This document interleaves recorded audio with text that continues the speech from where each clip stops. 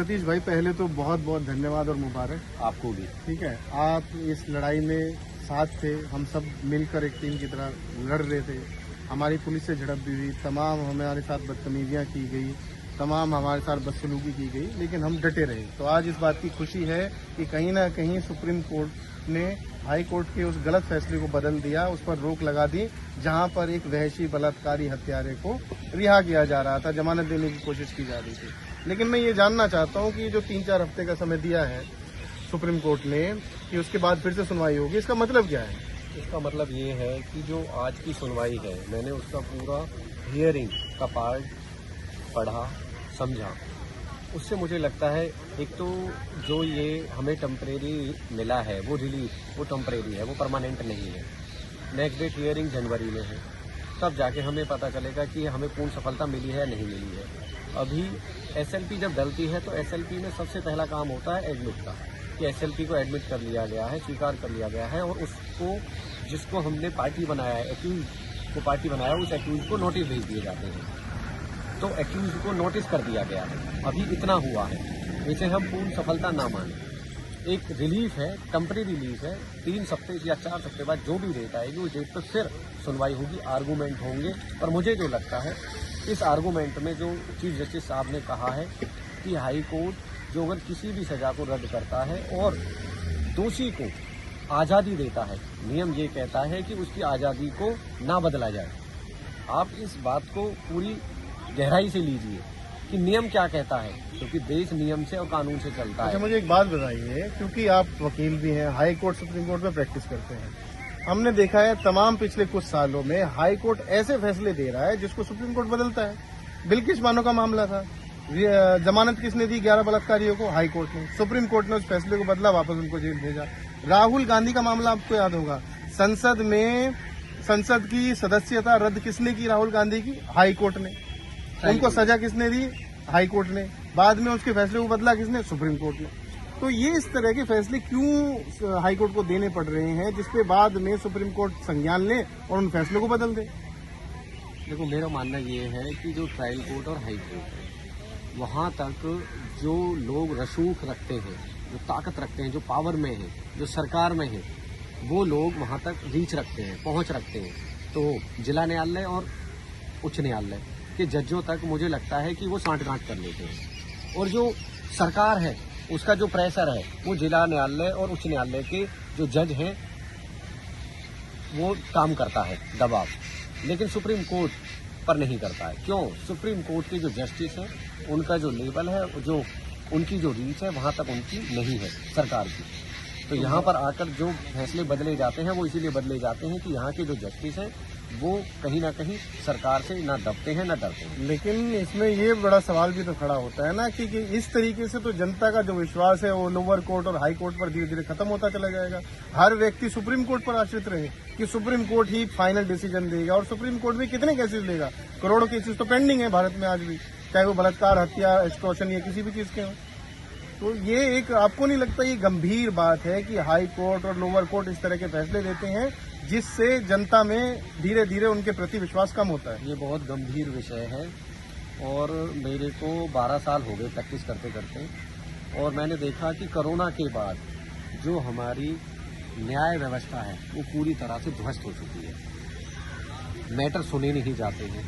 एक bell matter, जमानत की याचिका है या स्टे मैटर प्रॉपर्टी का, वो ऐसे मैटर होते हैं जो बहुत अर्जेंट होते हैं, जिन्हें विद इन वीक डेट दे करके सुनवाई करके निपटाया जाता है। लेकिन आज जो अगर मैं जमानत या स्टे की बात करूं तो एक पलवल जिला न्यायालय में मेरा खुद का केस पेंडिंग है, जहां पर मैंने स्टे एप्लीकेशन लगा रखी है 3912 की, और उस एप्लीकेशन पे पिछले 3 महीने से सुनवाई नहीं है, डेट पे डेट मिल जाती है। तो आप समझिए कि किस तरह से जो आपराधिक प्रवृत्ति के लोग हैं और न्यायालय, वो मुझे लगता है कि उनकी जो थॉट प्रोसेस है, जो आइडियोलॉजी है, वो सेम हो गई है और अब वो काम नहीं करना चाहते और हैं। वकील साहब, एक चीज और बताइए, ये तो इकलौता मामला था जो पूरे देश में हाईलाइट था, सेंगर वाला, पहले भी चला, अब भी चला, लेकिन ऐसे तो हजारों लाखों मामले हैं भारत में जहां पर बहन बेटियों का बलात्कार है या हत्या है या उनके साथ मार पिटाई या उनके साथ शोषण, पता नहीं किस किस तरह की वारदातें हैं। जैसे अभी एक और सुर्खियों में चल रहा है जो अंकिता भंडारी उत्तराखंड है, उनका केस है। तो क्या हर मुद्दे के लिए आम आदमी, हमारे जैसे आप जैसे आदमी सड़कों पर उतरे तब जाकर न्याय होगा? और कितनों के लिए सड़कों पर उतरा जाएगा? मतलब सुप्रीम कोर्ट को या हाई कोर्ट को या सरकार को क्या इस तरह के कानून नहीं बनाने चाहिए कि भैया जहां पर खुद ब खुद उनको न्याय मिले, या हर मुद्दे पर जो है पब्लिक को सड़कों पर उतरना पड़ेगा, लाठियां खानी पड़ेगी, पुलिस से झड़प करनी पड़ेगी, तभी जाकर उनको न्याय मिलेगा? अंकिता भंडारी का जो केस है उसको भी मैंने अच्छे से स्टडी किया हुआ है। अंकिता भंडारी एक गरीब परिवार से आती थी और जिस होटल में वो काम करती थी, जो होटल का मालिक था पुलकित आर्य, उसके पिता विनोद आर्य उत्तराखंड बीजेपी सरकार में मंत्री थे। और पुलकित आर्य जो मैंने एक्यूज जो आज जेल में है, उनके ही पिता और उनके षड्यंत्र के कारण ये कहानी रची गई थी कि अंकिता भंडारी दिल्ली के वीवीआईपी जो बीजेपी के राष्ट्रीय महासचिव हैं, जिनका नाम दुष्यंत कुमार गौतम है, जो उत्तराखंड बीजेपी के प्रभारी हैं, उन्हें सेवा देनी है। सेवा का मतलब है उनके साथ उन्हें सोना है, शारीरिक संबंध बनाना है।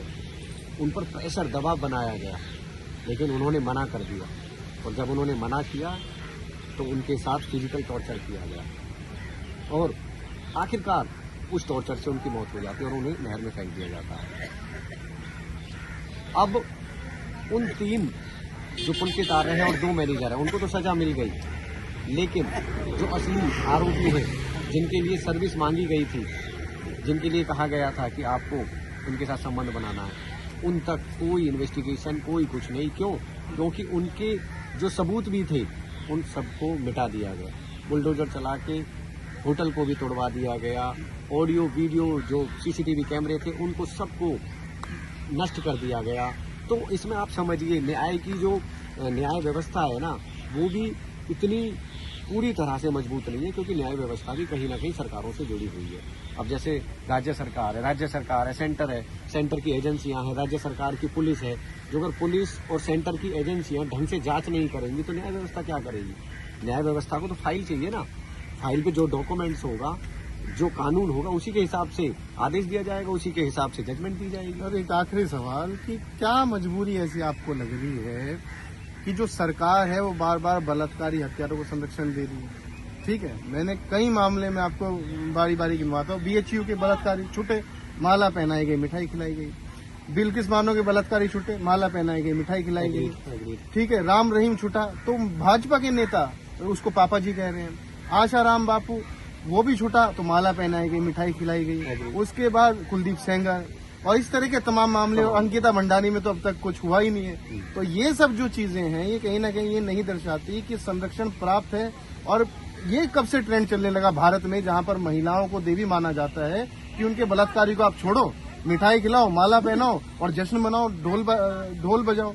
और आसाराम बापू के मामले में तो बड़ी विचित्र बात देखने को मिली कि भगवान राम की तस्वीर के बराबर में आसाराम बापू की तस्वीर रखी गई और वहां पर आरती हो रही थी। मतलब वो राम जो एक महिला के सम्मान के लिए, एक वैश्य से उसको छुड़ाने के लिए युद्ध कर दिया, उसी के बराबर में तुम आशाराम की फोटो रख के उसकी आरती करते हो। क्या इसी भारत की कल्पना हमारे महापुरुषों ने की थी? तो क्या आपको नहीं लगता कि सरकार जो है बार बार बलात्कारियों को, हत्यारों को संरक्षण देने का काम करती है?